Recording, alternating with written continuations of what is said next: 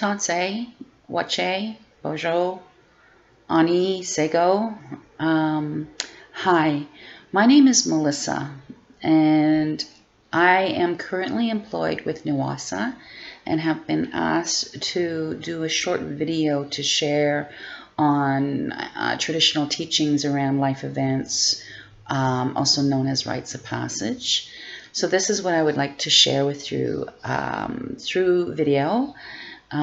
Because of course during this time of this unprecedented time for all of us around this world, Mother Earth, we're going through this pandemic of COVID-19.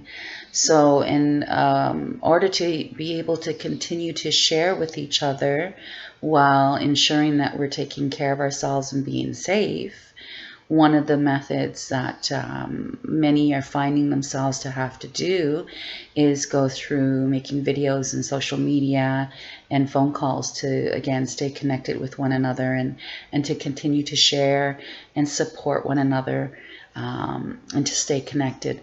So this is why I provide this teaching right now through a video.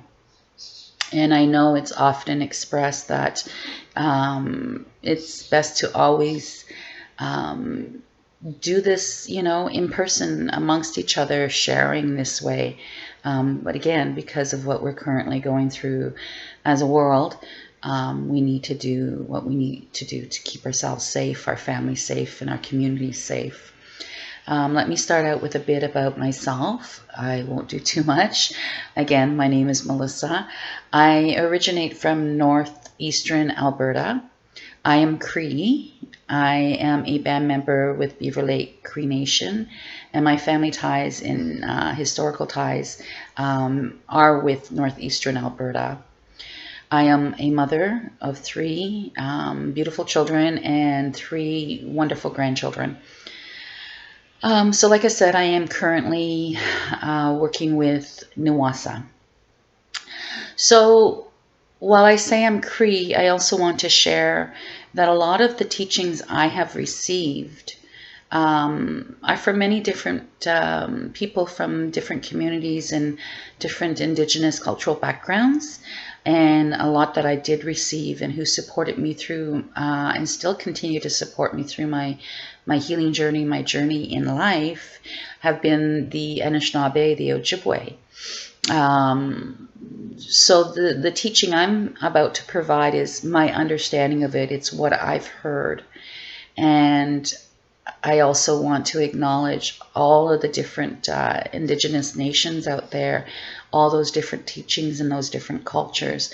Far too many for me to even try to remember or, learn all at once. I keep learning every day, every week and month and year with those I come in contact with and share my life with. So this is, again, like I said, the teaching I understand. And what I wanted to discuss was a woman's teaching, being a woman. So which is going to be a bit around that sacred water, that sacred vessel, and that sacred life, pregnancy. So my understanding and what has been shared with me is, as women, we are the carriers of the water. It is our responsibility as women of Turtle Island, Mother Earth, to pray for those waters and to help keep them clean, healthy, and sacred. That as women, we're connected that way with Creator, with the earth. It's through that sacred water. So a part of that is, as women, having the ability or the gift to carry that sacred life inside of us.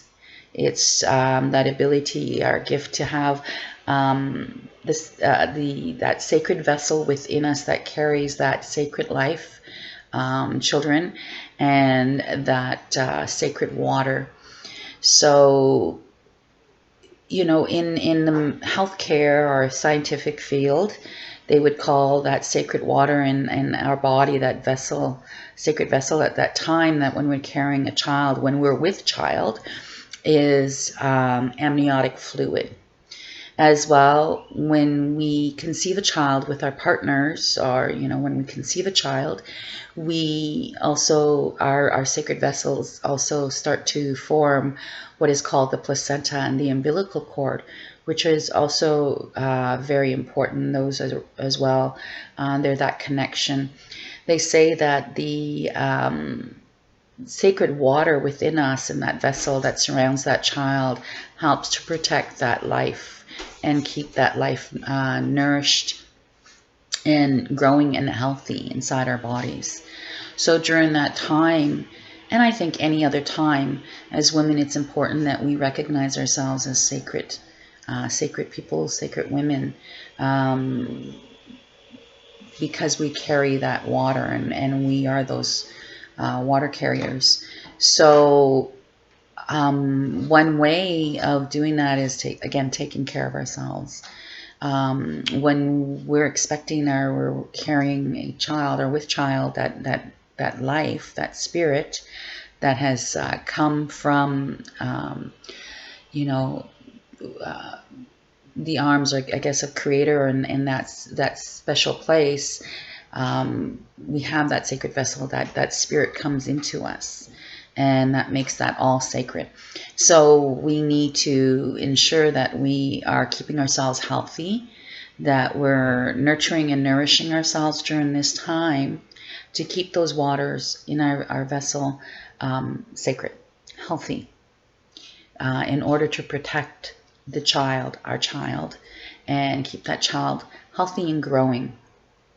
The other thing as well is we need to help those around us and in our environment understand that sacredness and how they can support us during that time as well, by ensuring that they're a part of you living that healthy life for yourself and that child.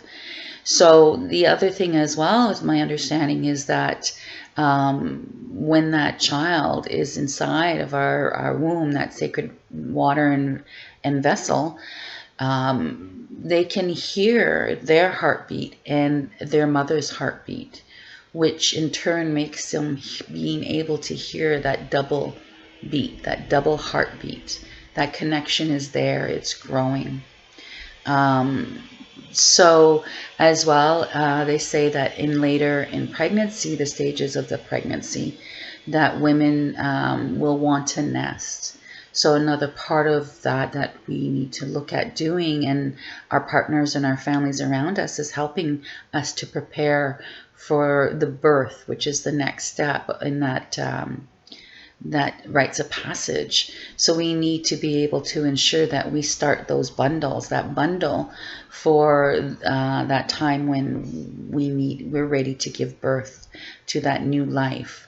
So originally speaking, that would look at having baby moccasins, a moss bag, chicken preparing the cedar for the cedar bath, and all those different things. I know nowadays it would be having cribs and diapers and stuff like that, but we need to take that time to also prepare that bundle with those who love us and are supporting us during this time.